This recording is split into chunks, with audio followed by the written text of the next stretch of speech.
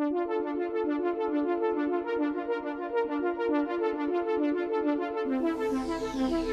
get me wrong, anime was always somewhat popular beforehand, but during the 80s, 90s, and 2000s, it really exploded in popularity. In the 80s, anime like Astro Boy, Voltron, Yamato, aka Star Blazers, and the three animes that became Robotech were big worldwide. In the 90s, animes like Evangelion, Dragon Ball Z, Sailor Moon, and Pokemon took the world by storm.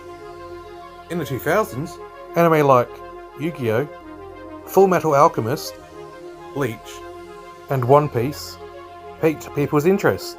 Anime really came into its own during the roughly 20 to 25 years millennials grew up. It went from a fairly obscure form of animation to many people of that generation's favourite pastime. Anime would be constantly referred to by millennials, both in media and in everyday conversation. More and more anime would get dubbed, whether that turned out to be good or not.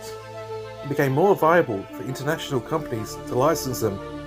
While a lot of the dubs would still change the original intent to make them more consumable for Western audiences, which included changing the names to make them more American sounding, except when they didn't for unexplained reasons, still they would slowly become more and more accurate.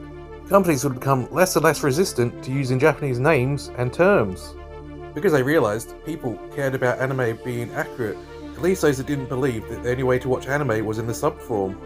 Companies not wanting to alienate fans would comply and make the dubs as close to the original as possible, and it become less and less a geeky pastime, instead become a thing that was popular to do.